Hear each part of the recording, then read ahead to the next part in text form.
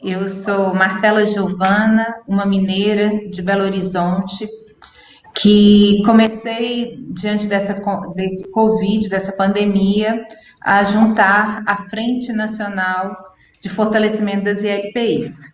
Foi experiência aqui de Belo Horizonte, junto a Carla Giacomin, fiz parte dessa frente, quando colegas como eu, representantes de diferentes conselhos de todo o Brasil, de diferentes localidades desse nosso Brasil, demonstraram um descontentamento, uma insegurança, uma fragilidade dos conselhos municipais.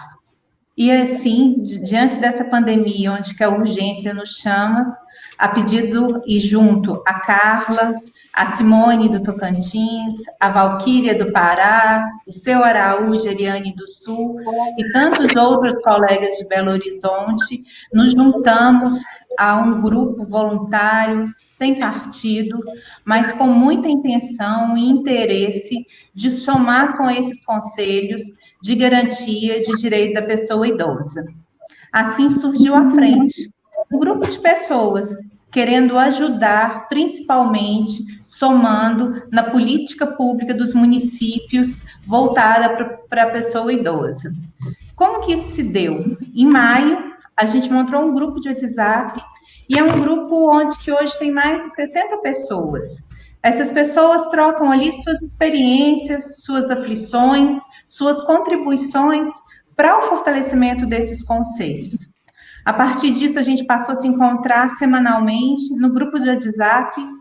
A gente que nem se conhecia, construímos um elo forte de coleguismo, de ideal, mas principalmente de organização de um trabalho. Para vocês verem que em 2 meses a gente hoje apresenta o primeiro resultado desse trabalho.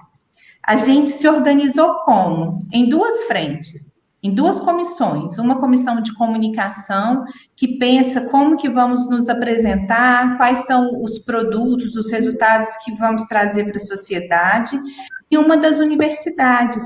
Temos aí diferentes professores sobre a organização, condução da Natália Horta e da Simone Martins, hoje contando com professores de universidades de todos os cantos do Brasil, assim. É um grupo grande que também vem se reunindo para pensar ações voltadas para o fortalecimento desses conselhos. E assim, a gente percebeu que para qualquer ação ser trilhada por esse grupo, por essa frente de voluntários, que a gente precisava ter mais dados, porque o Covid mostrou isso para a gente, né? Como que a questão do idoso, a gente fica afastado da política, dos números, das pesquisas. Então, a gente quis principalmente iniciar com o diagnóstico. E é por isso que a gente está aqui hoje. Eu estou tremendo, porque por mais que a gente tenha esse ideal, mas a gente tem também uma emoção de trazer isso para esse Brasil, para trazer sempre a pessoa idosa para a agenda, e principalmente o doutor Alexandre Kalash aceitou o convite de fazer o prefácio, de somar a gente. Carla se faz sempre presente, é uma conselheira, é uma companheira dessa caminhada, mas quando o Kalash se propõe a fazer o prefácio, o Kalash no grupo, foi só emoção. Eu, particularmente, ao receber o prefácio, uma lagriminha insistiu em pular, sabe? Então, para iniciar, para a fala inicial, eu convido o doutor Alexandre Kalash, dizendo que eu estou aqui representando um grupo de pessoas com ideais, com vontades de contribuir sim para uma vida melhor dos nossos idosos, contribuir sim para que a política, principalmente os conselhos, sejam realmente garantidos e fortalecidos na sua função. Em nome de todos nós envolvidos, falar dessa emoção, foram vários comentários de quando aceitou o nosso convite para estar aqui hoje. Então, muito obrigada. É uma alegria, é uma honra tê-lo com a gente, principalmente ter o seu apoio, nos fortalece nessa caminhada. Seja bem-vinda e a fala é toda sua. Seja bem-vinda, a fala é toda sua.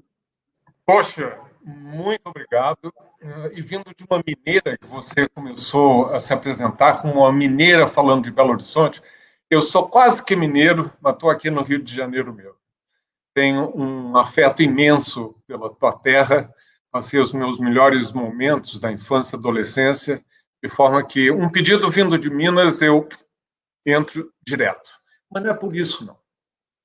Eu aceitei fazer esse prefácio porque você falou de ideais comuns. E os ideais são aqueles que nós precisamos cultivar.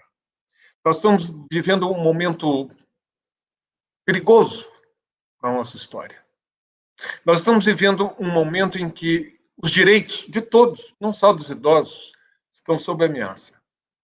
Nós estamos vivendo o espectro daquilo que o livro do George Orwell chama a distopia, em que a gente vai perdendo o significado das palavras, a gente vai, o que ele chama new speak, uma linguagem nova, em que as palavras vão perdendo sentido, em que, de repente, falar de direitos é uma coisa feia, em que, de repente, aqueles que não têm compromisso algum com a democracia a defendem e nos ameaçam. E é por isso que a sociedade civil tem um papel absolutamente fundamental. Esse diagnóstico que vocês fizeram é apenas um primeiro passo. Eu tenho certeza que essa frente vai crescer, crescer, crescer. Há anos que eu critico a forma como os conselhos foram concebidos, porque a cada 2 anos, essa rotatividade, que muitas vezes você dava 3 passos para frente e voltava 3 atrás, porque quantas vezes os órgãos públicos, governamentais, não queriam se monitorar. E era pela insistência da sociedade civil que esse espírito, essa chama foi mantido, como eu pago aqui o tributo à fantástica Carla, minha querida amiga, companheira, cúmplice, quando foi diretora não, presidente do Conselho Nacional de Direitos dos Idosos, o fez andar. É com imensa tristeza que eu comparto isso com vocês. Na sexta-feira, nós marcamos 1 ano da intervenção que resultou que o CNDI, o Conselho Nacional dos Direitos das Pessoas Idosas, foi desfigurado. Em que a presidência e o secretariado, a Lúcia Secote, foram passados para trás. Uma intervenção que eu considero um abuso feito aos nossos direitos. Direitos, porque quando você define abuso, e nós acabamos agora, 15 dias, de marcar o Dia Internacional de Conscientização e de Prevenção do Abuso contra a Pessoa Idosa, o abuso foi definido por nós, na Organização Mundial da Saúde, como um ato, ou repetidos atos, em que, onde se espera uma relação de confiança, essa é quebrada. Essa relação de confiança em que nós, da sociedade civil, esperávamos que uma presidência eleita democraticamente, que essa confiança fosse preservada. E que o diálogo continuasse com a sociedade civil. Quando isso é quebrado, quando há falta de confiança, quando há falta de confiança, há medo. E nós não podemos ter medo. Não podemos ter medo de pronunciar, de acusar e de ir adiante com os nossos ideais. Nós precisamos disso, porque o papel que essa frente está fazendo de diagnosticar o que são os conselhos, o que estão fazendo, quais são as falhas, quais são os avanços, quais são os encaminhamentos importantes para que a gente possa se fortalecer, isso deveria ter sido feito pelo Conselho. Um Conselho Nacional que nem articulação com os outros órgãos governamentais tem. Antes era um colegiado, todos os ministérios ali representados. Não se pode pensar em preservar os conselhos e os direitos das pessoas idosas se não houver um diálogo de todos os órgãos, do Ministério da Educação, da Cultura, da Saúde, de Desenvolvimento Social, etc. Não. É uma intervenção vertical em que nós não temos diálogo nem dentro do próprio governo, que dirá com a sociedade civil. E o rigor é fundamental. Eu disse isso no prefácio, e eu digo como epidemiologista, o que não se quantifica não existe. O que não se quantifica, não se pode monitorar. É por isso que esse primeiro passo, e a frente nasce exatamente fazendo um diagnóstico, colocando números, apontando as deficiências, mas também as grandezas, para que a gente possa, em cima desse diagnóstico, crescer. Eu tenho muita confiança de que isso vai acontecer. Vocês já alcançaram centenas e centenas de pessoas, de conselhos municipais, de conselhos estaduais, e daqui para frente, com base nesse primeiro exercício do diagnóstico, nós vamos ter indicadores, balizas, para que a gente possa ir adiante com essa determinação absolutamente crucial. Quanto mais no momento em que nós estamos vivendo a Covid no Brasil. Uma Covid que nos mata, a nós idosos, mas que o recado que nós temos e a mensagem que vem de cima é: já viveram. E daí? Os que vão morrer são os mais pobres, são os mais doentes, são os velhos. Já viveram. É o destino. E nós vamos vigorosamente nos contrapor a isso. Até o final. E esse final vai ser com vitória, vai ser com êxito. Não vai ser um final em que nós seremos degolados, não.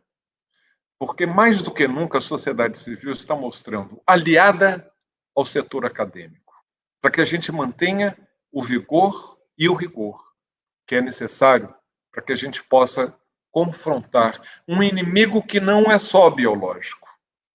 Teria sido mais fácil.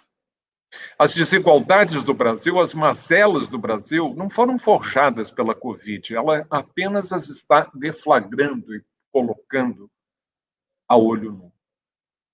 É triste que a gente esteja aqui hoje marcando o trabalho que vocês desenvolveram e, ao mesmo tempo, sabendo que muito mais das 60 mil mortes, quantas mais não notificadas, e nós estamos aqui de luto por perdas de vida, de luto por perdas de trabalho, por luto que nós não podemos nem expressar, daquelas mortes que a gente não pode nem acompanhar num enterro digno, dessas famílias que lhes são roubada essa última oportunidade de dizer um adeus.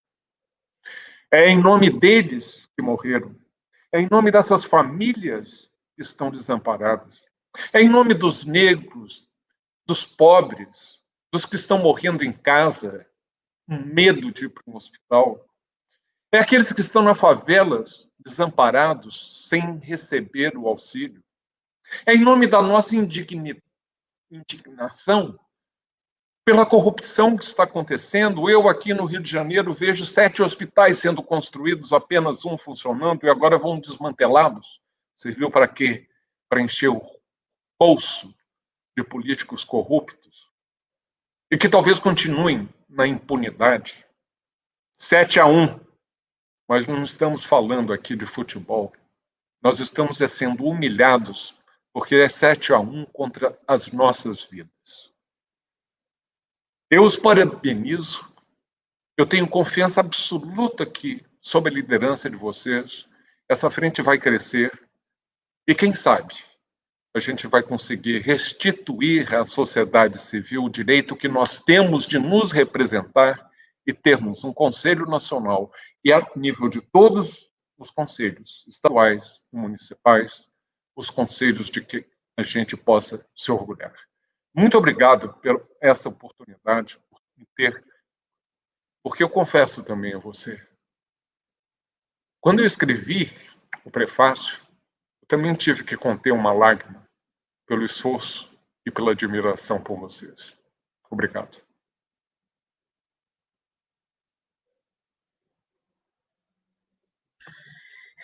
E aí o olho enche d'água agora, doutor Kalash. Gratidão, muito obrigada. É isso, eu acho que esse momento exige da gente, diante desse luto, desses diferentes lutos que a gente vive, exige da gente esse caminhar conjunto, esse não desanimar, e é nesse sentido também que eu convido a Valquíria, que a Valquíria Alves, ela é especialista em gerontologia pela FBGG, mas principalmente é uma entusiasta do assunto, que nos orienta, que toca o tambor ou a sanfona na frente para que a gente não desanime.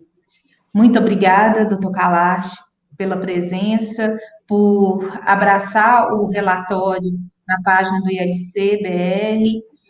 A gente depois, no final, vai deixar todos os dados onde o relatório diagnóstico estará presente, mas, principalmente, obrigada por contar com você, com seu olhar nessa caminhada.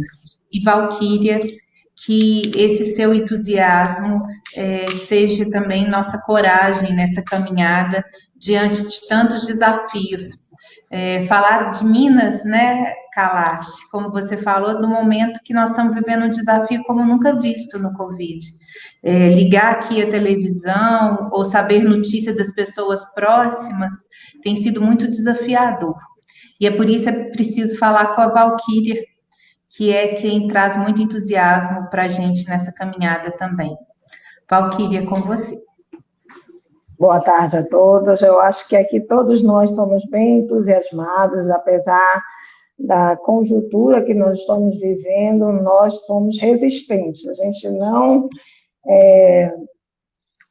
se vence fácil. A gente pensa que podemos ainda contribuir e nesse intuito que nós estamos aqui, dando nossa contribuição enquanto sociedade civil organizada, como cidadão, na perspectiva da nossa democracia, dando a nossa participação. E eu estou aqui na incumbência de falar sobre o papel dos Conselhos de Direitos da Pessoa Idosa na implementação de políticas públicas. Eu só queria dizer, né, que todo mundo está dizendo de onde é, eu sou do Pará, da região norte, muito orgulho representando aqui a nossa região amazônica. Aqui está bem representativo, né? Tem a Ariane de Santa Catarina, o Araújo do Paraná, a Carla e a Marcela de Minas e o Alexandre do Rio de Janeiro. Então, é isso que é importante ter a representatividade de todos os nossos estados, da nossa diversidade, do nosso Brasil enorme. E eu quero começar, Ariane, por favor, pode colocar aí, falando, não posso iniciar falando de conselho se não falar da nossa Constituição Federal, a nossa Constituição Cidadã, que veio consolidar direitos e prever em diversos dispositivos a participação do cidadão na formulação, implementação e controle social das políticas públicas. Os conselhos são mecanismos, por favor, Ariane, coloca bem aí para apresentar. Os conselhos são mecanismos legais e institucionais de controle social da política no Brasil, que tem a sua organização e funcionamento iniciado com o processo constituinte de 1988, na nossa Constituição Federal, e posteriormente com rigorosas leis. São espaços democráticos, nossos conselhos de decisão e participação social na construção das políticas públicas de forma deliberativa. As políticas sociais são resultado das demandas e necessidades da população em todo o curso da vida. Para serem garantidas na ótica dos direitos sociais, elas necessitam de legislação nas 3 esferas do governo, federal, estadual e municipal, de financiamento adequado para benefícios, serviços de ação continuada, programas e projetos, orçamento e financiamento adequado, assim como compromisso estatal e, muito importante, a participação da sociedade, via o seu exercício da cidadania, via o controle social e da democracia participativa, exercida bravamente pelos Conselhos de Defesa dos Direitos, por intermédio dos órgãos gestores e pelo fortalecimento e organização e atuação dos conselhos. Essa gestão das políticas sociais de atenção às pessoas idosas no Brasil tiveram o protagonismo das pessoas idosas, no sentido de propor e garantir a aprovação da legislação e defesa de direitos no que se refere à nossa Constituição. Pode passar, Ariane, por favor. E nós tivemos um grande amparo legal, que é a Lei 8.842 de 94, que diz o seguinte, falando sobre os conselhos, no artigo 6 da Política Nacional da Pessoa Idosa, os conselhos nacionais, estaduais, do Distrito Federal e municipais do idoso serão órgãos permanentes, paritários e deliberativos, composto por igual número de representantes dos órgãos e entidades públicas e de organizações representativas da sociedade civil ligadas à área. Assim como o Estatuto do Idoso, Lei 10.741, de 1º de outubro de 2003. O que diz no artigo 53 do Estatuto do Idoso?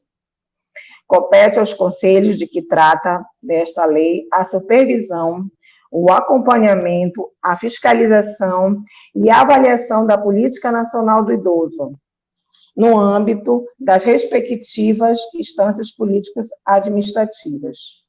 Então, o Estatuto do Idoso, na perspectiva da democracia participativa, torna operacional o artigo 230 da Constituição de 1988, colocando esta modalidade de gestão participativa na perspectiva da transparência, do compartilhamento de decisões e do controle social da sociedade sobre o Estado, para garantir resultados para o processo de envelhecimento, tem que ser de forma integrada e de caráter intersetorial, que é aí que, desde a primeira Conferência Nacional, nós temos falado da questão da rede de atendimento à pessoa idosa. A primeira conferência falava da criação, a segunda do fortalecimento. E até hoje, que a gente vê na prática, as políticas elas não conversam entre si.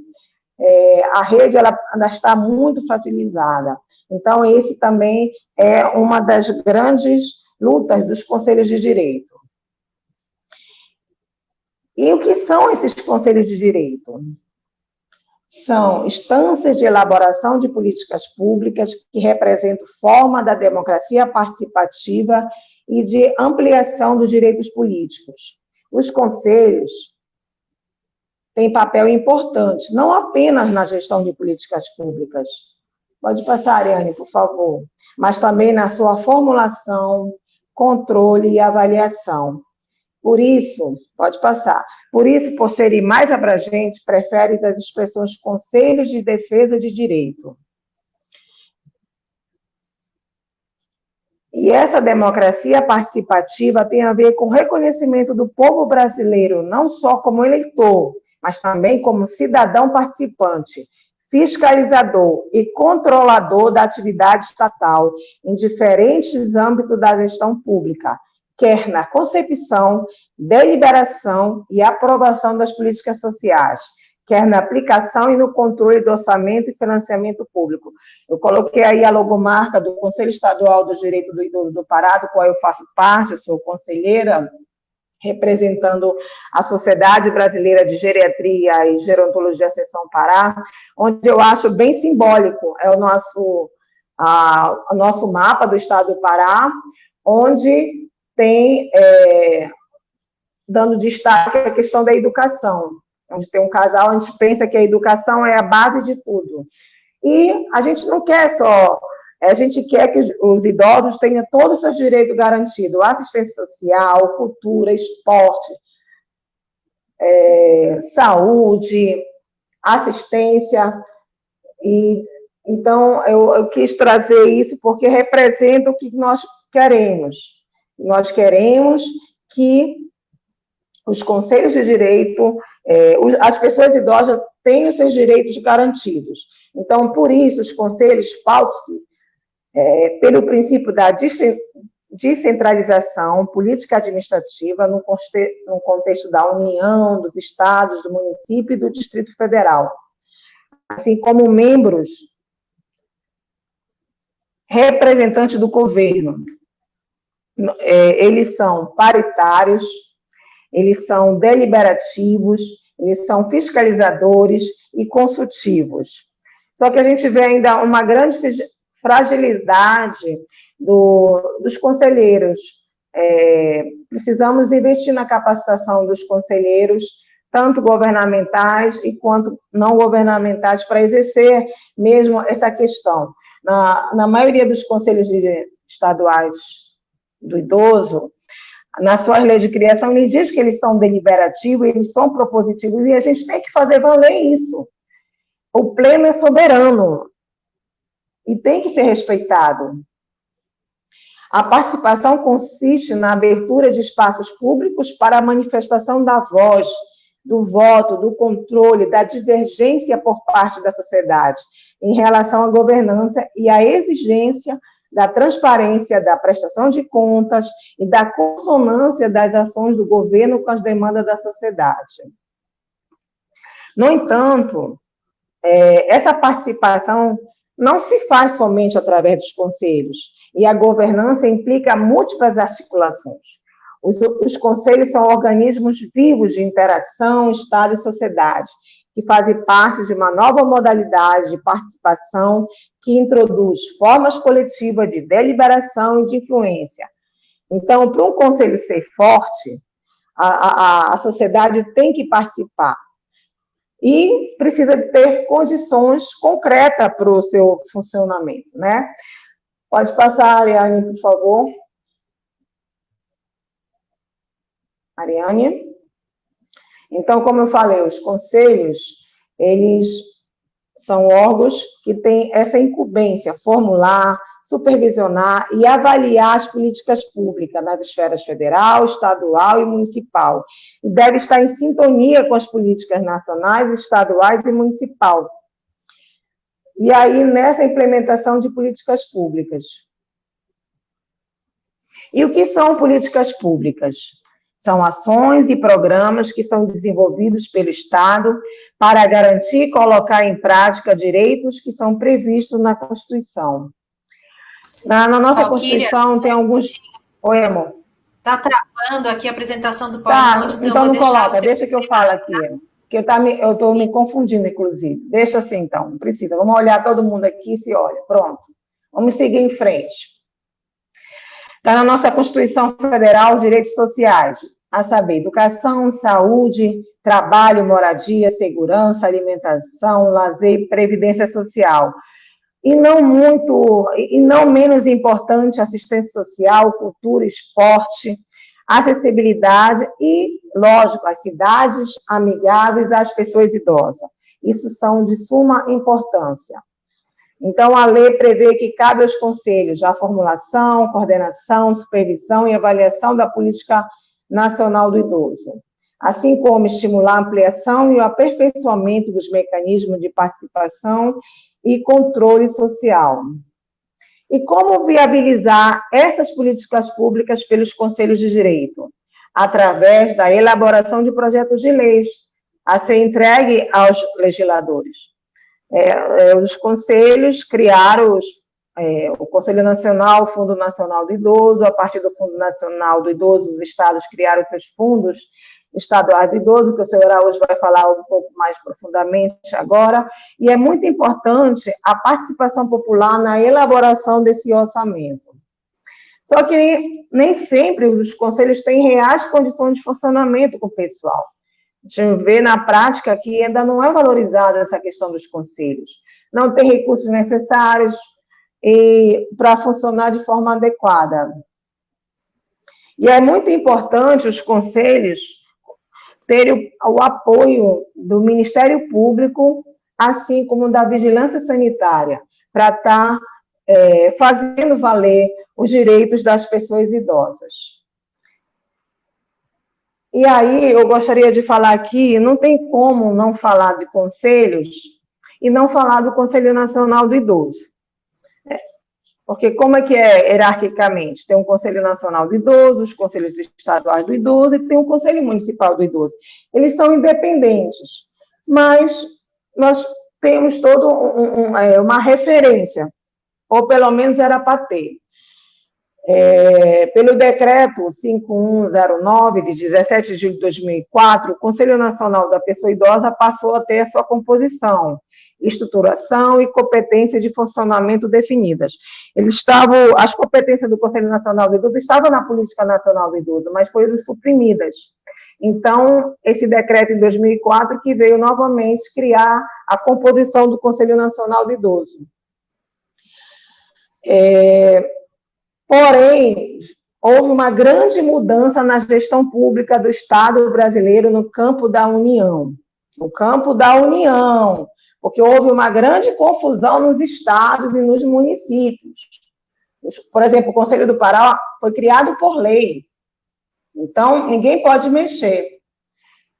Mas, a nível federal, veio o decreto 9893, que o doutor Alexandre Calacho já colocou, de 27 de julho de 2019, que sexta-feira fez um ano, porque foi extinto o papel de controle democrático do Conselho Nacional do Idoso. Inclusive, eu fazia parte, representava a Associação Brasileira de Alzheimer Nacional, eu coordenava a Comissão de Articulação de Conselhos, a Lúcia Secote representava a Pastoral da Pessoa Idosa, estava na presidência, foi legitimamente eleita, e sem nenhum diálogo com a nossa gestão, que ainda estávamos, inclusive, se não tivesse tido essa intervenção, vamos dizer assim, a gente ainda estava a nossa vigência do nosso mandato, sem nenhum diálogo, sem nenhum período de transição.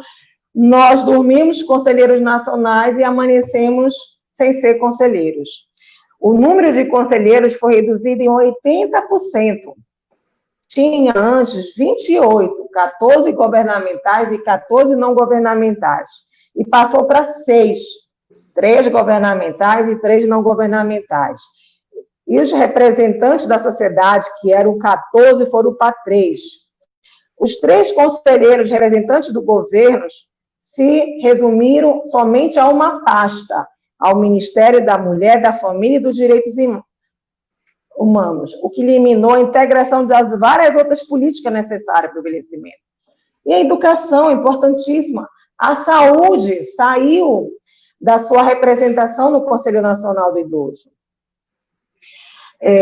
A nossa composição era eleita, quem fazia parte das não governamentais? A Confederação Nacional dos Trabalhadores da Agricultura, a Federação Nacional das APAES, a Confederação Brasileira de Aposentados e Pensionistas, Seção Nacional de Gerontologia do Brasil, a Sociedade Brasileira de Geriatria e Gerontologia, o Sindicato Nacional dos Trabalhadores Aposentados e Pensionistas Idosos, o Serviço Social do Comércio, a Seção Nacional dos Defensores Públicos, a Associação Nacional dos Membros do Ministério Público de Defesa dos Direitos dos Idosos e das Pessoas com Deficiência, a Ordem dos Advogados do Brasil, a ABRAS, o que eu representava, eu e a Micheline, o Movimento de Reintegração das Pessoas Atingidas pela Ancenice, a Pastoral da Pessoa Idosa e a Confederação Nacional das Instituições Financeiras. Então, todas nós, inclusive, quando houve o processo seletivo, nós se negamos a participar desse novo processo seletivo do decreto. E uma outra situação que, como se não bastasse tudo isso, o decreto 9893 dificultou o debate e o exercício das atribuições do Conselho, ao estipular que as reuniões, está lá no decreto, qualquer pessoa pode baixar lá no Google, antes realizada em 2 meses, passa a ocorrer de forma em 3 meses. E ainda, os encontros, que antes durava 2 dias, a gente ficava de manhã, de tarde à noite lá, em debates, em discussões, em construções de texto, tinha que ser em 2 horas de reunião. Olha só. E estou já finalizando, só um parágrafo que eu acho assim, um absurdo, que diz o seguinte no decreto 9893, o Conselho Nacional dos Direitos da Pessoa Idosa submeterá à aprovação do Ministério de Estado da Mulher, da Família e dos Direitos Humanos sua proposta de regimento interno e suas alterações posteriores. Aí, gente, fere todo o princípio da democracia. O pleno é soberano. depois de aprovar no Conselho, ainda tem que submeter para aprovação? Isso não existe. E aí que eu chamo a todos, já estou finalizando, Marcelinha, queridinha, não fica com raiva de mim, que temos que tirar da gaveta o PDL 454 de 2019, que susta o decreto 9893, de 27 de julho de 2019, que dispõe sobre o Conselho Nacional dos Direitos da Pessoa Idosa. Então, a gente chama aqui justamente para a gente discutir esse PDL, porque para poder a gente dar prosseguimento à democracia, à participação social e fortalecimento dos conselhos. E eu queria finalizar aqui com uma frase da Cora Coralina. Se temos que esperar, que seja para colher a semente boa, que lançamos hoje no solo da vida. Se for para semear, então que seja para produzir milhões de sorrisos, de solidariedade e de amizade. E é assim que eu me sinto, fazendo parte da Frente Nacional de Conselhos. Obrigada. Obrigada, querida Valquíria. Eu acho que a gente traz para essa live essa necessidade de continuar uma conversa. Essa é a primeira, eu acredito que a gente vai precisar fazer outros momentos para também aprofundar mais nesses assuntos. Eu agora convido o senhor Araújo, o senhor José Araújo, a quem, com a sua experiência, sua trajetória nos conselhos de direito, nos guia, nos faz repensar nossas tomadas de decisões, mas principalmente acalenta e cuida de todos nós quando traz sua história de família, e nos alimenta para estar aqui hoje. Seu José Araújo, é um prazer. Eu falei que eu vou levar goiabada e queijo para ele não largar a mão dele, para trazer ele para Minas, mas é um prazer escutar o senhor. Boa tarde a todos, o doutor Kalash, por essa deferência de estar entre nós, doutora Carla, as minhas colegas de trabalho aí na construção dessa live, dizer que eu, com 76 anos, me sinto assim como trabalhando em causa própria. Então, vocês me perdoem os excessos. Eu acho que com essa idade já me permita um pouquinho de excessos. Mas o meu assunto, embora teria muita coisa para falar, mas eu vou me ater exclusivamente à questão do fundo do idoso, nos vários âmbitos, e dizer que a primeira grande conquista nossa foi a Política Nacional do Idoso, e depois a nossa segunda grande vitória foi o Estatuto do Idoso de 2003. E agora, em 2010, nós tivemos um avanço extraordinário. Por que eu digo isso? Porque com a criação do fundo, os conselhos deram um passo gigantesco à frente. Se antes a gente deliberava por políticas públicas na dependência do gestor, dele aceitar, dele aportar recurso, agora nós temos a oportunidade de, como sociedade civil, aliado com o governo, de abastecermos esses fundos com recursos e fazer com que esses recursos sigam na hora certa para o lugar certo. Eu quero dizer que o fundo ele não veio tirar diria assim, direito e dever das secretarias, dos ministérios, de terem os seus próprios recursos das suas políticas setoriais, educação, saúde, assistência social e outros.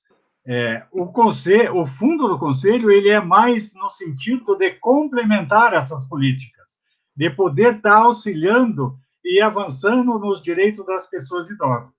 Por isso que eu digo que esse ponto foi muito importante, que nós conquistamos em 2010.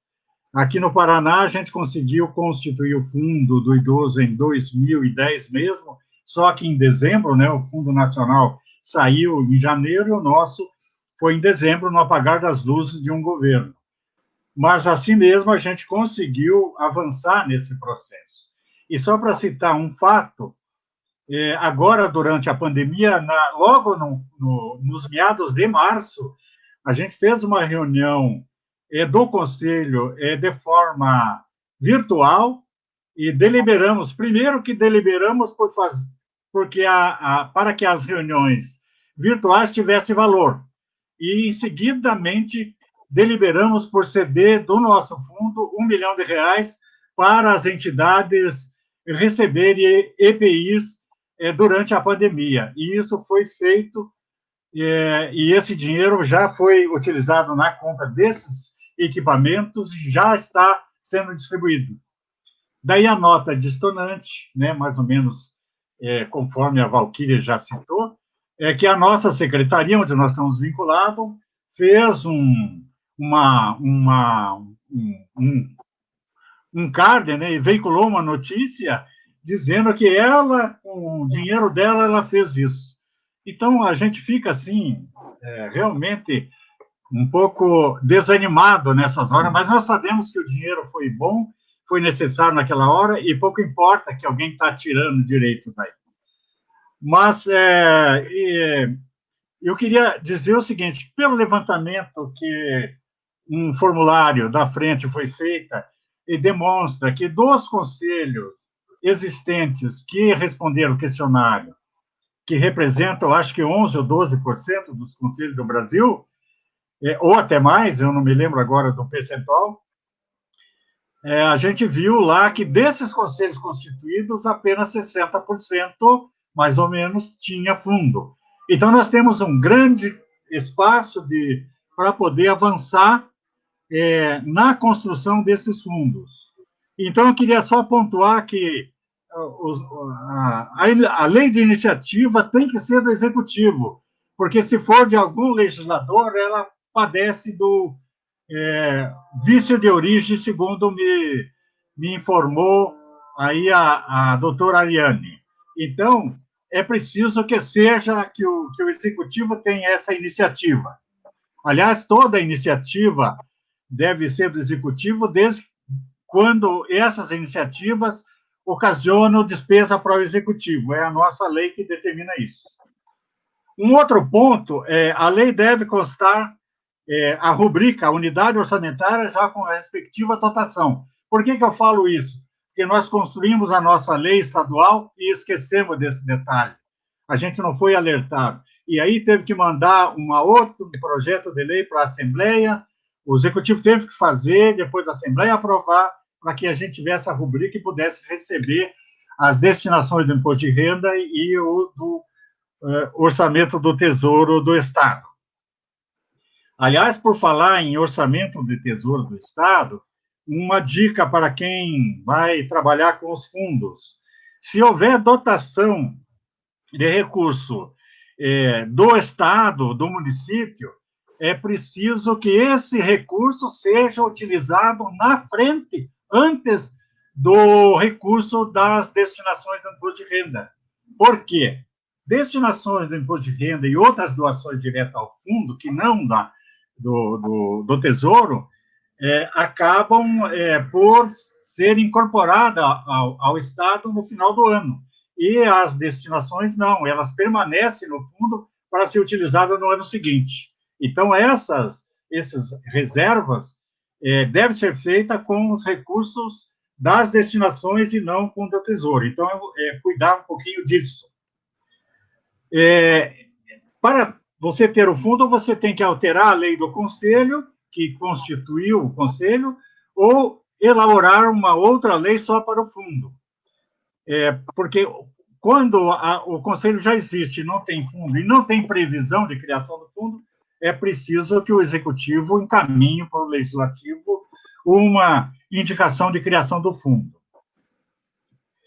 Na deliberação dos usos dos recursos do fundo, não amarrar demais o Conselho. Eu me lembro que a gente andou criando uns editais, determinando obrigações para o Conselho, que depois a gente não estava conseguindo cumprir, por causa de reuniões mensais, etc. Então, procurar nos edital de utilização dos recursos do fundo, não amarrar demais as obrigações do Conselho. Pode passar, né? No edital, tomar cuidado com prazo, para que depois a gente não tenha que estar revendo. Também nós erramos muito nisso aqui. A gente estabeleceu o prazo, depois a gente não conseguiu cumprir o prazo, tivemos que fazer algumas deliberações para ampliar os prazos. Recomendo veementemente que não utilizem recursos das destinações do imposto de renda para as políticas setoriais, saúde, educação, assistência social, trabalho, habitação, etc. Porque cada política deve ter orçamento próprio, como manda a nossa legislação. Então, a gente nunca vai fazer com que o recurso do fundo supra essas necessidades. Por exemplo, a assistência social é que deve fazer a manutenção das ILPI com o recurso do fundo da assistência social.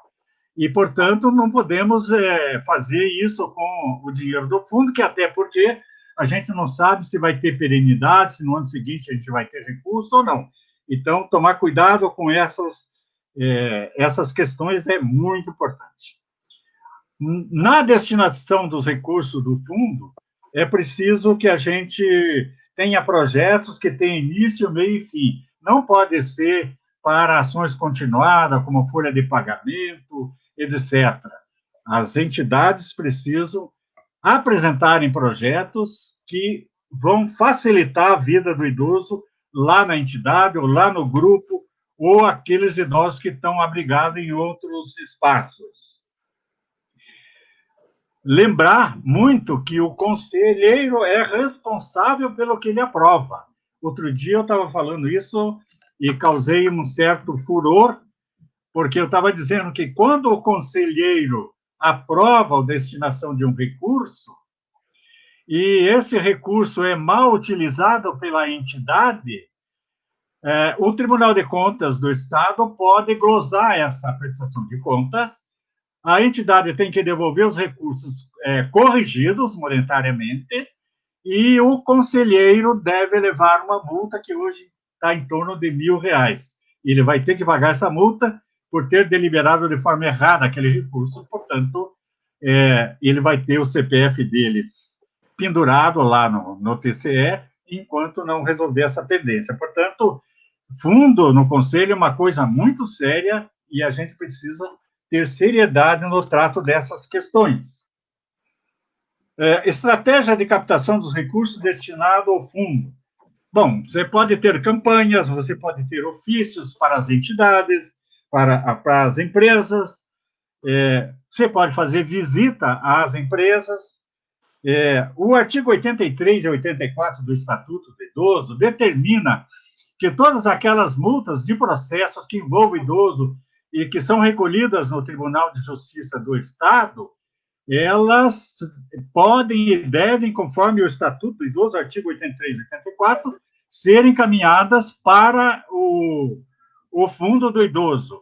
Mas, para isso, é preciso que o fundo faça uma provocação do presidente do Tribunal de Justiça do Estado, um ofício, uma visita, dizendo, olha, aquele dinheiro é nosso, senhor, por favor, deposite aqui, está aqui a conta do fundo, esse dinheiro deve vir para o fundo.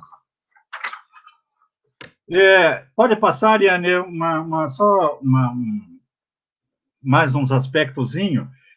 Apesar de não haver estruturas única recomendável, certas funcionalidades são aplicáveis a todos os casos de criação de fundo, né? Os aspectos legais, criação do fundo, lei de criação, decreto de regulamentação do fundo, porque é preciso ter um decreto que regulamente essas questões no Estado, né? Inscrever o fundo no CNPJ, a Receita Federal tem uma normativa com relação a isso.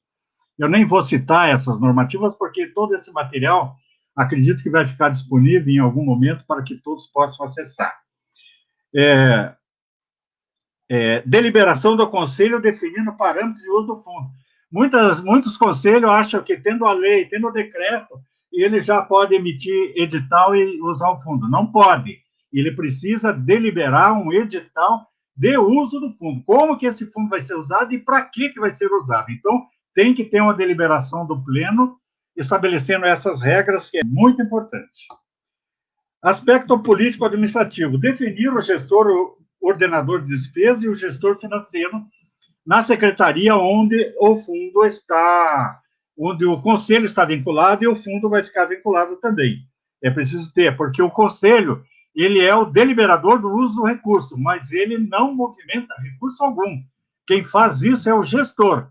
O gestor é que faz contrato nos termos do conselho.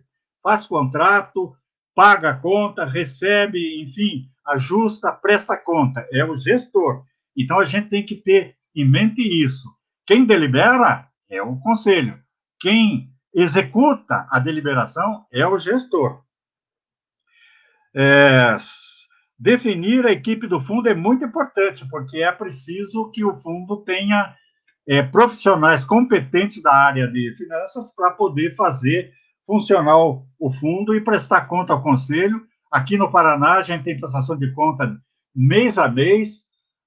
O grupo financeiro vem, presta conta dos recursos, o que nós deliberamos, o que foi usado, o que não foi usado, propõe, às vezes, até para a gente pensar numa deliberação para recuperar recursos que não foram utilizados em outra oportunidade. Aspectos organizacionais. Construir unidade orçamentária, eu já falei isso, né? É preciso, porque senão você não tem como movimentar o fundo. Instituir a unidade gestora, realizar o planejamento orçamentário e financeiro, realizar a programação financeira e o fluxo de caixa, realizar a execução orçamentária, financeira e contábil, realizar o monitoramento, avaliação e controle do fundo, prestar contas ao conselho em relação à fiel compreensão. Aqui no Paraná tinha uma prestação de conta que era cheia de detalhes da contabilidade pública que a gente não entendia patavina. E a meu pedido, falei assim, você não pode fazer uma coisa mais simples do tipo, entrou tanto, tinha tanto do mês passado, entrou tanto, saiu tanto para tal coisa, e o saldo é esse? Porque aí a gente consegue visualizar. Porque conselheiro, vamos deixar claro, ele não é um técnico, ele é um agente político que age conforme as informações que os técnicos lhe passam. Então, eu preciso ter informação do financeiro, preciso ter informação da administração, eu preciso ter informação de todas as partes, da contabilidade, etc., da engenharia, quando você vai construir alguma coisa. Eu tenho que ter essas informações para poder decidir politicamente qual é a melhor situação para atender a maior quantidade de idosos. Prestar conta por meio de uma... Sim. Senhor Araújo, já está dando 6 horas, a gente precisa finalizar. Vamos terminar. Anual de execução físico-financeira do fundo. Bem, agora tem umas legislações que pode passar, Ariane, para ficar disponível para eles. Eu só queria dizer que aí tem um pouco da legislação necessária para a gente poder gerir adequadamente o fundo. Então, gente, eu vou encerrando por aqui e dizendo que eu fiquei muito feliz de poder participar com todas as senhoras e o Dr. Kalash nessa live que acredito que já um pouco do que nós trabalhamos ao longo do tempo na frente de fortalecimento de conselhos e que acredito que a gente vai continuar fortalecendo cada vez mais, fazendo o trabalho que não está sendo feito por quem de direito. Faremos nós. Aliás, quando o instituído não funciona, o instituinte entra em ação e faz funcionar. Muito obrigado, desculpe passar o tempo. Senhor Araújo, eu recebi aqui no WhatsApp já uma mensagem falando que a gente vai precisar fazer uma live só sobre fundo com o senhor, assim, que esse assunto não poderia parar, mas que precisa aprofundar. Me perdoe, porque o nosso tempo é curto, e está todo mundo doido para saber sobre o diagnóstico, então eu passo para a Ariane, nossa guerreira, quem nos orienta, quem nos puxa para essa caminhada e, principalmente, quem com muita coragem, junto à Valda, propôs a fazer, né, que fizéssemos esse diagnóstico em tão curto tempo e seguíssemos os prazos para que hoje estivéssemos aqui. Então, Ariane, obrigada, assim, é um prazer compartilhar essa caminhada com você e uma alegria o que você hoje apresenta aqui para todos nós. Bom, gente, boa tarde.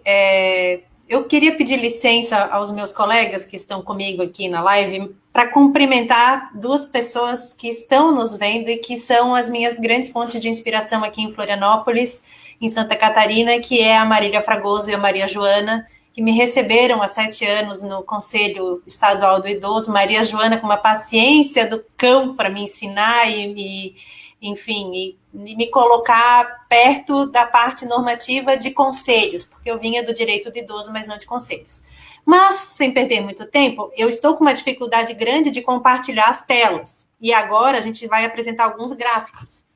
Eu espero conseguir. A gente vai colocar aqui no final o link do ILC Brasil, que onde o Dr. Kalash gentilmente nos permitiu que a gente colocasse o link para o relatório no site para que as pessoas possam acessar. Deixa só eu colocar aqui já de uma forma. Vamos lá. Vamos eu de novo.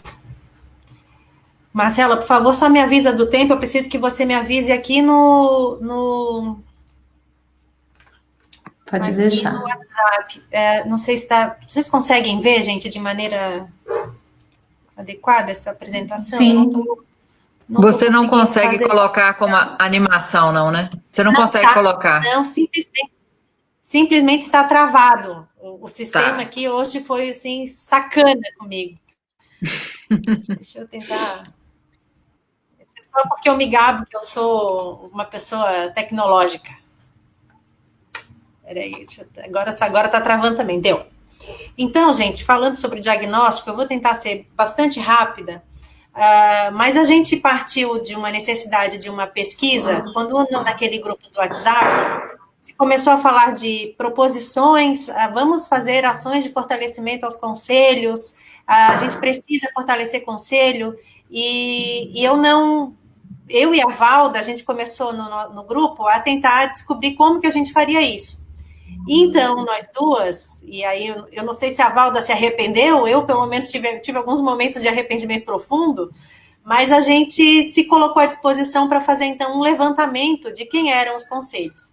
Porque eu acredito que a gente não faz política pública e a gente não faz nenhum tipo de proposição, até na área privada, sem a gente saber para quem a gente está olhando, para que cenário a gente está olhando e para onde a gente quer ir, né?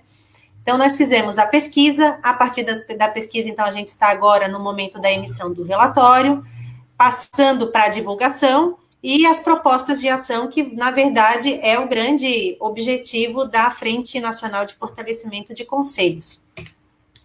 A gente teve alguns desafios na efetivação dessa pesquisa, que perpassou pela organização de um grupo de trabalho, porque quando você lança uma ideia, aparecem muitas pessoas com o ideal e com a intenção de ajudar e de colaborar, mas no final, né, as pessoas acabam tendo outros compromissos, ou acabam percebendo que aquela não era a sua prioridade inicial, e a gente vai se reduzindo a um grupo pequeno para realizar uma atividade bastante grande, né? Então, talvez essa tenha sido o nosso primeiro desafio. O segundo desafio, isso é uma visão minha, é o fato de nós não estarmos vinculados a nenhuma instituição. A sociedade brasileira, ela ainda não consegue entender o que são movimentos sociais sem a assinatura de uma bandeira, sem você estar vinculado a um partido, sem você estar vinculado a uma instituição, sem você estar vinculado a um nome. E como nós não estamos vinculados a nada, é um movimento realmente social, começou a se ter uma desconfiança, que foi o que o Dr. Kalash falou, em todo esse movimento. As pessoas estão muito desconfiadas nesse momento, sempre foram, né? O brasileiro sempre foi, mas estão mais ainda nesse momento, e talvez essa desconfiança tenha sido o nosso maior entrave. Muitos de nós tivemos que responder quem são essas pessoas, mas quem são esses aí que querem buscar os dados do conselho, né? Quem são vocês? e a gente teve que dar essa explicação diversas vezes, né? Outro desafio foi o contato com os conselhos, e aqui eu digo mais os conselhos municipais do que os estaduais. Na nossa live aqui hoje, eu estou vice-presidente do Conselho de Santa Catarina, a Valquíria é ex-presidente do Conselho do Pará, o seu Araújo está no Conselho do Paraná, a gente tem outras pessoas no grupo vinculadas a conselhos, a Marcela está no de BH, enfim, a gente tem os contatos, né, de algumas pessoas. Então, esses contatos, a adesão desses municípios acabaram se dando por contatos históricos pessoais. Então, aqueles em que eu conhecia, em que eu tinha algum contato, a Ariane, a Carla, a Marcela e todos que compõem o grupo, foram aqueles que receberam o link e receberam com maior confiabilidade em clicar naquele link para responder a pesquisa. Sempre houve essa desconfiança do que nós iríamos fazer com os dados informados. E diga-se de passagem, a gente solicitou dados que deveriam ser públicos, que deveriam estar de maneira transparente para toda a sociedade, tá? E isso já vem trazendo uma fraqueza de todos os conselhos, né? A gente tem uma falta de transparência, e não necessariamente pela falta de vontade dos conselheiros, mas nós temos uma falta de transparência aí. A problemática da pesquisa trouxe 5 perguntas. Se existe uma base de dados que apresente o perfil dos conselhos, como os conselhos de direitos estão organizados, qual a estrutura instrumental de pessoal e infraestrutura disponíveis, as garantias e determinações indicadas pelos conjuntos de normas, se elas são cumpridas pelos conselhos, né? Então, se eles de fato conseguem representar e fazer um movimento de garantia de direitos para a pessoa idosa, e quais as falhas determinantes na falta da efetividade das atividades dos conselhos. Foram 5 perguntas bastante num alcance bastante grande, eu acho que a gente foi até um pouco ousado, mas a ideia é que a gente não pare nesse primeiro diagnóstico e essa problemática ela volte a ser discutida em alguns momentos. Os pontos pesquisados, então, foram a criação dos conselhos de direitos, os mandatos dos conselhos, né, dentro dos conselhos, como que as plenárias funcionam, as comissões temáticas como funcionam, a estrutura que existe dentro dos conselhos, os registros e fiscalização das entidades, as medidas possíveis para o fortalecimento desses conselhos. Depois a gente traz o fundo, a regulamentação, captação e execução, alguns textos complementares aqui relacionados aos fundos, que é o que a gente conseguiu formar nesse momento, gente, porque foi um tempo muito curto, e alguns modelos de instrumentais, tá?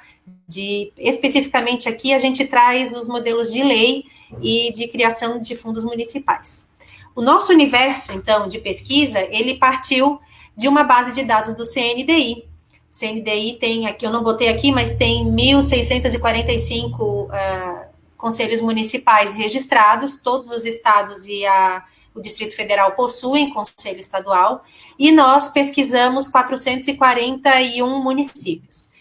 Fazendo um percentual dessa base que nós temos como oficial, que é a do CNDI, a gente alcançou 27% dos conselhos registrados no CNDI. Agora, nós sabemos quem está no contato, no dia a dia, né, através dos conselhos estaduais principalmente, que o Brasil não tem 1.645 CMIs, a gente tem muito mais que isso, né? Se nós somarmos só Santa Catarina, Paraná, Rio Grande do Sul e São Paulo, a gente passa desse número com certeza, tá?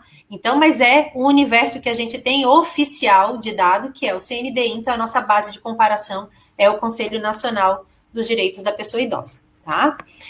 Dos conselhos, as respostas que a gente conseguiu, então, por região, a maior adesão foi do Sudeste, que é onde, de fato, tem a maior concentração de conselhos municipais do idoso, visto que a gente pega São Paulo, Rio de Janeiro, Minas Gerais e, eu sempre me falta o último, Espírito Santo? Espírito Santo? Espírito Santo. Isso aí, sempre me falta, Espírito Santo. E, então, é onde a gente tem, de fato, a maior concentração de conselhos municipais, tá? A gente conseguiu uma menor adesão, foi no norte, mas também acredito que seja pelo número de conselhos, mas nós sabemos, sim, que a gente teve uma amostragem que poderia ter sido muito maior em todas as regiões, tá? Em todas as regiões. se a gente tivesse conseguido o apoio de todos os conselhos estaduais, e inclusive do Conselho Nacional do Direito do Idoso, a gente com certeza teria alcançado um número bem maior de conselhos e poderia trazer para cá umas informações ainda mais substanciais. Lembrando que desde o primeiro momento de compartilhamento desses links para resposta, a frente sempre informou e sempre garantiu que a base de dados vai ser encaminhada para os conselhos estaduais e para o CNDI e será encaminhada. Tá? A gente aqui não é dono de dado, a gente recolheu os dados e os dados vão ser colocados de forma primária, em Excel, para as instituições trabalharem da forma que mais acharem adequada. Os conselhos estaduais por região, então, também a gente teve uma adesão aí um pouco mais diferenciada. O Norte respondeu mais, né, os conselhos estaduais, do que o restante. Então, enquanto o Sudeste teve o maior número de CMIs que aderiram, ele foi o segundo menor em adesão dos conselhos estaduais. Daí a gente já vê como as respostas dos CMIs acabaram sendo muito mais por um aporte e contatos pessoais nossos, basta ver, a doutora Carla é de Minas Gerais, Marcela de Minas Gerais, então a gente acabou, Santa Catarina teve também um índice bastante alto, porque a gente acabou indo nos nossos contatos pessoais, pedindo que eles aderissem à pesquisa. A gente ainda tem uma questão que chamou muita atenção, tem vários dados, mas eu selecionei alguns para trazer aqui para vocês, quando a gente fala de transparência das atividades de um conselho, essa transparência perpassa necessariamente pela construção, pela redação de atas e pela publicação das atas. As atas não são documentos em que a gente escreve e põe na gaveta, né? Se os conselhos, eles têm como premissa ser um espaço onde a sociedade civil e os órgãos governamentais conversam, essas conversas precisam estar registradas, os combinados precisam estar registrados, e eles precisam estar publicados e que a gente tenha um acesso amplo, toda a população tenha, né? Então, 51% dos conselhos municipais aqui disseram que as atas não são publicadas e nem mesmo os conselheiros municipais recebem as atas que foram produzidas. Como que você vai acompanhar a execução de uma decisão, de uma deliberação dentro de um conselho se você não recebe a ata? A não ser que você faça as anotações e mantenha essas anotações de maneira adequada, você não vai ter como fazer esse acompanhamento. Além disso, na ata vai constar aquilo que definitivamente foi decidido e votado pela plenária. Na ata não vai ter, o que está na ata, você não vai ter espaço para duplas ou triplas interpretações. É o que está escrito ali, é o que tem que ser cumprido, né? Outros conselhos municipais usam o site da secretaria em que estão vinculados para fazer a publicação da ata. Não é o local mais adequado, mas já traz uma transparência. O ideal é que fossem publicadas em diário oficial e depois disponibilizadas também no site da prefeitura, porque é uma forma que a gente tem de alcançar a população. 29% não são publicadas e também não são enviadas. Então, a gente tem aí uma falta muito grande da transparência dos atos dos conselhos municipais, tá? Nos estaduais, a gente tem aqui ficou meio fraquinho, mas a gente tem 69%, as atas não são publicadas e também não são enviadas aos conselheiros. E aqui a gente está falando de conselho estadual, que deveria ter um pouco mais, né, de organização e até de apoio estrutural. 19% deles publicam no site da secretaria e enviam aos conselhos, e 12% são publicadas e enviadas aos conselhos. Aqui a gente já tem um cenário um pouquinho menos negativo, né? A gente não pode falar que isso é positivo, mas é o que temos para o momento e talvez, de todos os dados, para mim, um dos mais preocupantes. Até enquanto advogada, eu acho que se a gente não tem o registro, se não está, a gente diz dentro do juridiquês aqui, que se não está nos autos, não está no mundo. Então, se isso não está registrado, como que eu vou cobrar? Né? Se alguém se comprometeu dentro de uma plenária a buscar algum contato, a buscar alguma informação, a fazer algo, isso não fica registrado, como que eu vou cobrar daquela pessoa? Né? E como que eu vou acompanhar o desenvolvimento de algumas atividades. E isso aqui, gente, a gente está falando de aprovação de projetos, a gente está falando, inclusive, de aprovação de destinação de recurso de fundo, tudo tem que estar registrado em ata. Então, a gente perde muito a transparência, né? A presença, o controle da presença de conselheiros nas plenárias. Regra geral, você tem um limite, né, máximo de faltas que o conselheiro pode ter, caso ele ultrapasse esse limite, a entidade que ele representa será convidada a se retirar do conselho. 90% dos conselhos municipais pesquisados não controlam a presença dos seus conselheiros. Ou seja, algumas entidades podem constar no papel e não ter um representante durante uma plenária, durante toda a gestão, e aquela cadeira vai ficar vazia. Então, se faz o fórum da sociedade, se elegem as pessoas e eles não estão lá. O governo municipal indica o seu representante, ele deveria estar na plenária e não está. Então, se não tem esse controle, desculpa, mas é uma bagunça estabelecida, e aí a gente não tem realmente uma efetividade, porque se você não tem o controle dos conselheiros, também existe uma grande dificuldade de conseguir o quórum mínimo para deliberação, né? Então, fica aí o pedido, né, para que se façam as listas de presença e que, de fato, se contabilize as faltas justificadas e não justificadas. Já os conselhos estaduais, todos eles informaram que fazem o controle da presença dos conselheiros, tá? Então, já é uma discrepância bastante grande entre conselhos municipais e os conselhos estaduais. Aqui, a periodicidade da fiscalização pelos conselhos municipais, que são os responsáveis primeiros, dentro dos conselhos, pela fiscalização das instituições de longa permanência para pessoas idosas, né? A gente fala muito no registro das entidades filantrópicas no Conselho da Assistência Social, que é necessário para poder receber o recurso, mas no Conselho dos Direitos da Pessoa Idosa que esse LPI vai registrar os seus programas, vai registrar toda a sua parte documental, e é esse conselho que vai fazer a fiscalização do atendimento oferecido à pessoa idosa. Dentro dos conselhos municipais, 40% deles só vão numa instituição de longa permanência quando recebem denúncia. A gente sabe como é difícil e como é complicado a questão da denúncia acontecer dentro de municípios. Quanto menor o município, me disseram que eu tenho 5 minutos, quanto menor o município, menor é o acesso a essa fiscalização. Então, quanto menor o município, mais difícil é a gente chegar numa denúncia. Se o CMI espera pela denúncia para poder fazer uma fiscalização, qual o risco que o Conselho Municipal não está colocando aquele idoso residente, né? Ainda existe alguns outros itens, mas também depois a gente vem aqui com as visitas e fiscalizações bimestrais. Eu gosto de chamar de visita porque o papel do Conselho, muito antes de fiscalizar, é de orientar, né? Então, a gente deveria fazer visitas e não fiscalização.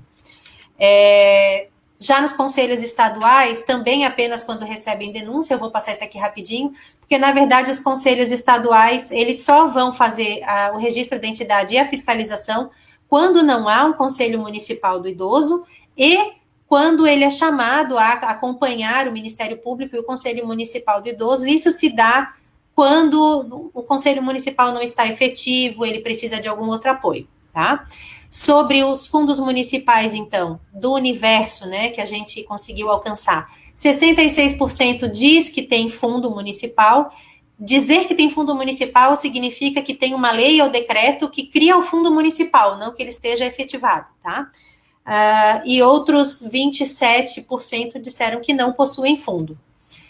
Quando possui o fundo estadual, vocês vão verificar aqui que existem alguns que estão em processo de elaboração e outros estão criados por lei, mas aguardam publicação do decreto. Somando esses dois, dá 50% daqueles que disseram que tem fundo.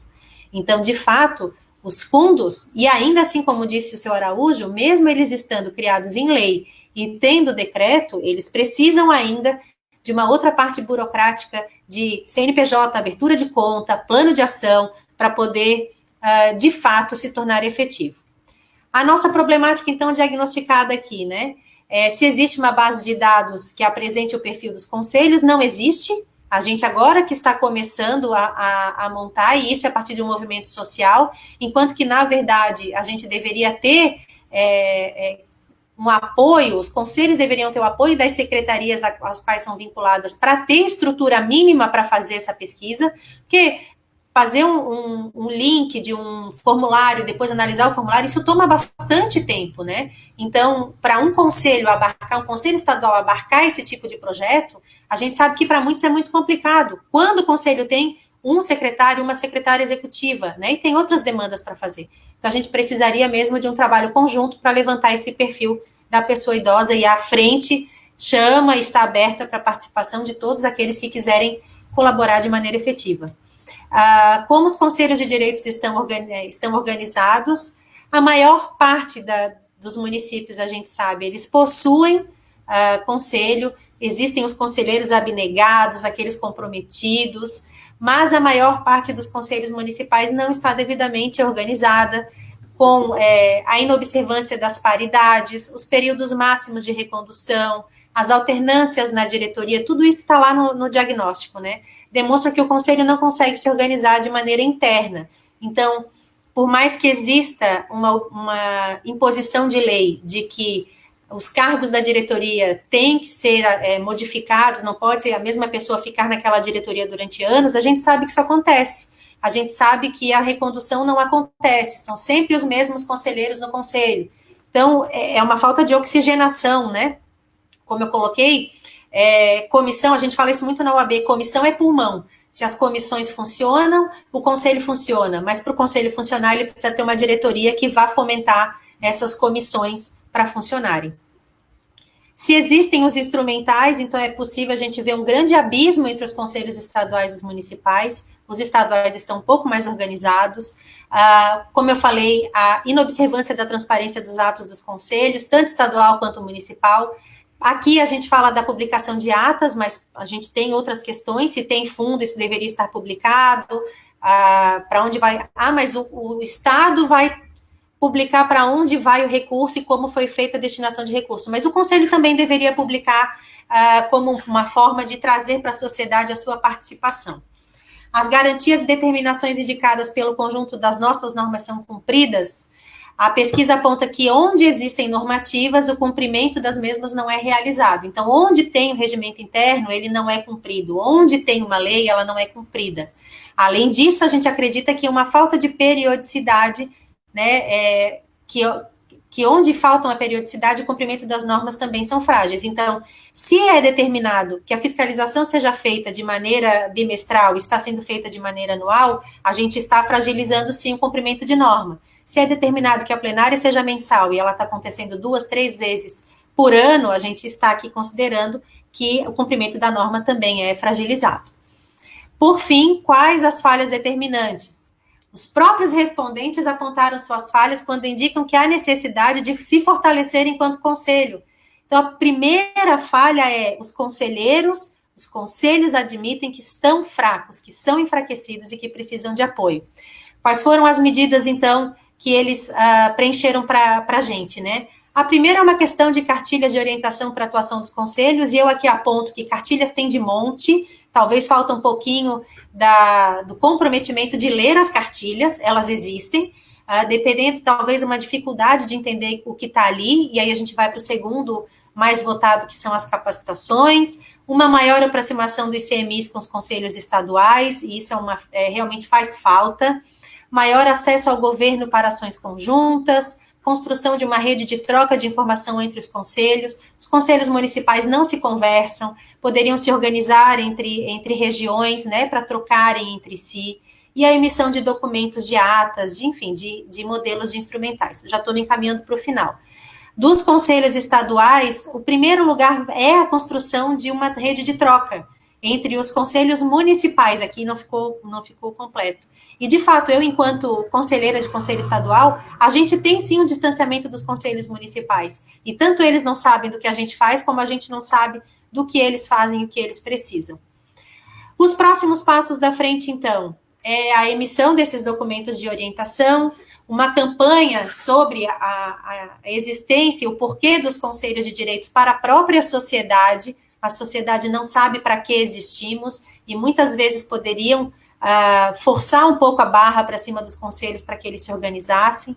Realização das capacitações, estimular a criação, então, desses canais de comunicação entre conselhos. A gente vai abrir uma segunda etapa para esse diagnóstico, porque quem sabe agora, ficando claro que a nossa proposta é auxiliar e não tem aqui nenhuma questão mirabolante aqui, né, com o nosso trabalho, a gente consiga a adesão de mais conselhos, e a gente tem também esse braço da Comissão das Universidades, que também virão com pesquisas e estudos para que venham somar com esse trabalho.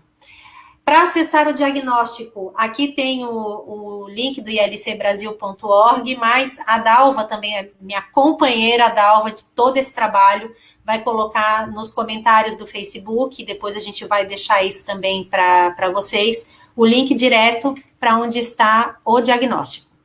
Eu terminei por aqui, Marcela, acho que falei demais, mas eu acho que consegui passar rapidamente aquilo que a gente conseguiu alcançar. Ariane, obrigada. O doutor Kalash não pôde ficar, como ele já tinha avisado, né, a respeito que sairia às 18h15. A gente já está caminhando, né, para finalizar essa live. Algumas perguntas que estão sendo feitas no chat, nós vamos nos organizar para próximas lives, ou mesmo alguma forma de uma publicação para essas respostas. E agora, passar para a Carla, doutora Carla Giacomin, mineira como eu, que nos orienta, que nos guia, mas que principalmente, que sem o compromisso que ela tem com o direito da pessoa idosa, nós não estaríamos aqui. É uma emoção, é um compromisso, uma responsabilidade, dividir com você a organização dessa frente, na qual eu aproveito para agradecer a todos que compõem o grupo do WhatsApp, colaborando com todas as questões e contribuições, assim como também as pessoas que se interessaram pelo grupo da universidade, professores, representantes das universidades, que com certeza, como eu falei para o Kalash, nós estamos só no início. Doutora Carla, com você. Obrigada, Marcela. Primeiro eu queria dizer da alegria, né, da gente estar tendo essa oportunidade hoje de apresentar, porque eu acho que esse que é o papel da frente. Qualquer que seja a nossa atuação, é ter essa transparência, ter essa clareza, ter essa boa vontade de fazer isso, né, voluntariamente, e entregar para a sociedade brasileira o que é mais necessário. Eu acho que a pesquisa ela é fundamental, ela certamente ela é um pontapé inicial para a gente tomar conhecimento acerca do diagnóstico, dos conselhos, acerca do diagnóstico, se por um lado é o diagnóstico da nossa fragilidade, por outro também é o diagnóstico da nossa força, porque a gente só reconhecendo onde está fraco é que a gente vai buscar uma solução, né? Enquanto as pessoas se arvorarem a sensação de que eu estou no conselho, ou o conselho está funcionando, isso basta, isso não vai nos levar a lugar algum.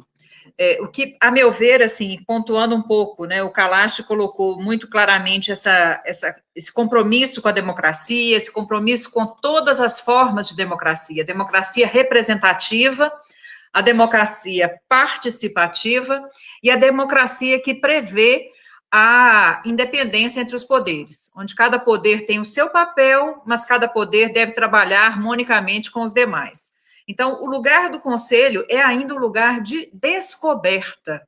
Por quê? Porque nós não sabíamos como funcionaria um conselho antes da Constituição de 1988, né? Então, a Constituição, ela abre essa perspectiva. Nós tivemos, sim, a inclusão do Conselho Nacional dos Direitos do Idoso na política de 94, mas a lei foi vetada por esse vício de origem que a Ariane colocou aí. Então, isso aí também impediu que o Conselho Nacional do Idoso existisse. E se o Conselho Nacional da Criança e Adolescente existe, a Constituição aconteceu em 88, o CONANDA aconteceu em 1990. O Conselho Nacional dos Direitos do Idoso só vai acontecer muitos anos depois. O que isso fala para nós? Da nossa dificuldade de visibilidade do segmento do idoso, da nossa dificuldade de inclusão do envelhecimento na pauta das políticas públicas, quaisquer que sejam elas. E os conselhos e a fragilidade deles também tem a ver com isso, com a nossa pouca visibilidade e com a nossa fragilidade enquanto um segmento, né, político dentro deste país. Então, acho que nós temos que trabalhar muito, mas é muito ainda, para poder criar corpo dentro dos conselhos. O fundo é um instrumento dessa democracia, ele é um instrumento de tornar esse conselho mais atraente, mais interessante, e mais vigoroso, e mais produtivo, mais efetivo. Mas a gente tem que ter um cuidado com o fundo, o senhor Araújo sabe disso, Ariane, Marcela, é da gente não transformar o conselho num banco 24 horas. Porque aí o conselho deixa de produzir política e passa a ser só um administrador de fundo. E isso também não é legal, né? Eu acho que a gente tem que conseguir conduzir os dois lados. De um lado, o fundo, e de um lado, todo o trabalho de um conselho que permanece com ou sem fundo. Né? A gente sabe que a existência do fundo atrai sobremaneira a gestão para perto do conselho, sobremaneira, tá? Porque enquanto o Conselho Nacional não teve fundo, ele não interessava a ninguém, né? Outra coisa, uma vez havendo fundo, o quanto é difícil a gente ter acesso aos recursos do fundo, ao CNPJ, à conta bancária, ao saldo, a todos os mecanismos de gestão que a própria gestão pública constrói para interceptar o acesso do Conselho à gestão do fundo. Porque seu Araújo é contemporâneo meu de conselho, né, seu Araújo? Ele sabe da minha estima e do meu apreço por ele, por toda a luta dele ao longo desse período todo, e a gente sabe que é possível controlar o controle social. Há muitos mecanismos de controlar o controle social. Um deles, a Ariane já apresentou, é não publicar. Porque a partir do momento que eu não tenho nada publicado, nada do que eu disse tem valor. Então, se eu não publico ata, se eu não publico resolução, se eu não dou transparência às reuniões, né, se eu não crio mecanismos para que as comissões sejam efetivas, que sejam atuantes, esse conselho está fadado a ficar enclausurado nele mesmo. Eu acho que essa é a briga que nós estamos comprando. É quebrar as paredes do conselho. É tornar o conselho, de fato, acessível, tanto para a população, né, quanto para a transparência de demonstração de que esse conselho é efetivo. Você quer ver um conselho se esvaziar? É você não produzir nada de sério nele. Então, ninguém quer ir para um conselho em que você debate e nada muda. Ele passa a ser efetivo a partir do momento que aquilo que você discute, você produz um efeito, né?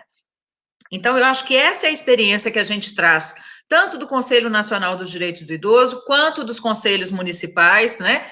De todas as conferências que a gente já participou, e a gente espera que haja mais uma 5ª conferência que está em suspenso, né? A gente quer rever, sim, essa questão do Conselho Nacional, entendendo que é preciso que a política do idoso ultrapasse a pasta que compõe essa política, e que a sociedade civil não seja uma sociedade indicada, mas seja uma sociedade eleita, né? Com representatividade, com possibilidade de diálogo. Eu acho que esse é o diagnóstico que a gente faz aqui. Agradecer mais uma vez a presença de todos, agradecer profundamente a Ariane, a Valquíria, a Marcelo, o seu Araújo e todos os outros que compõem a frente de fortalecimento dos conselhos, agradecer a presença do professor Alexandre Kalash, que não pôde ficar até o final, agradecer o Instituto, o Centro de Longevidade Internacional do Brasil, que está abrigando esse relatório, né, e convidar todos vocês que estão participando dessa live, que se juntem a nós nessa frente de fortalecimento dos conselhos, né? Porque nós precisamos realmente de mais pessoas engajadas, esclarecidas sobre o papel do conselho, né? Daí a importância também da universidade estar conosco, da academia estar conosco, no intuito de traduzir de maneira fácil, de maneira acessível, para toda a população e também para o poder público, qual é o papel dele nesse conselho. Porque eu acho que num Conselho de Defesa dos Direitos do Idoso, Estado, governo, não Estado, governo e povo têm que defender uma coisa só, os direitos do idoso. A gente acaba por aqui. Muito obrigada.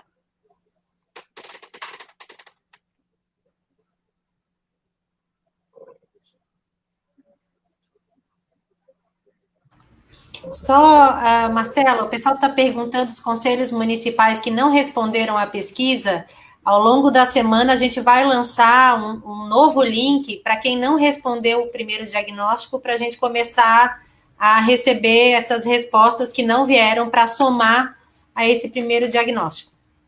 Tá certo? Obrigada, gente. Fiquem com Deus. Beijo. Boa noite Obrigada. a todos. Obrigada a todos. Boa noite. Boa noite.